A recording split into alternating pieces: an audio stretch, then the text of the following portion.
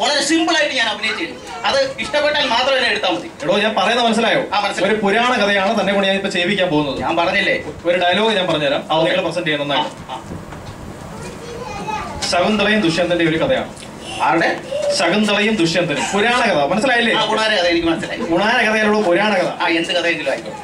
ശകുന്തള ദുഷ്യന്തൻ മനസ്സിലായല്ലോ? പിന്നെ ദുഷ്യന്തൻ ശകുന്തളയോട് ഒരു ഡയലോഗ് പറയുന്നു. ശകുന്തളയോട് പറയുന്ന ഡയലോഗ് വളരെ ഈസി അല്ലേ? പറയൂ. പറഞ്ഞു കേൾപ്പിക്കാം. പ്രിയേ ശകുന്തളയെ, എന്താണ് മിണ്ടാതിരിക്കുന്നത്? പിണക്കമാണോ അതോ പരിഭവമാണോ? എങ്ങനെ ഒന്നുകൂടെ പറഞ്ഞേ. പ്രിയേ ശകുന്തളെ, നീ എന്താണ് മിണ്ടാതിരിക്കുന്നത്? പിണക്കമാണോ അതോ പരിഭവമാണോ? ഇത് വളരെ ഈസി അല്ലേ?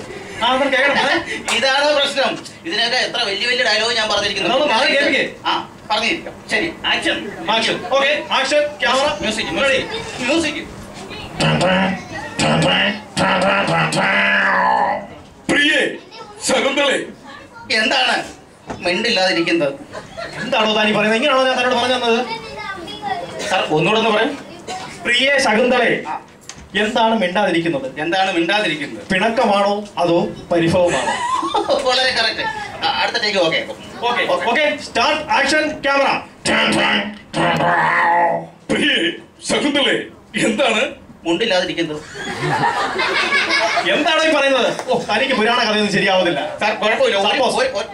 സപ്പോസ് അല്ല സാർ, ഞാൻ പൗലോസ്. എടോ സപ്പോസ് എന്ന് പറഞ്ഞാല് അങ്ങനെ മനസ്സിലായില്ലേ? സങ്കല്പിച്ചു.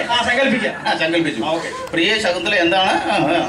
പ്രിയ ശകുന്തളെ, എന്താണ് മിണ്ടാതിരിക്കുന്നത്? പിണക്കമാണോ അതോ പരിഭവമാണോ?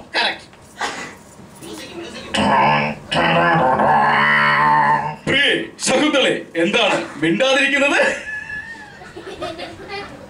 പിണ്ണാക്ക് വേണോ?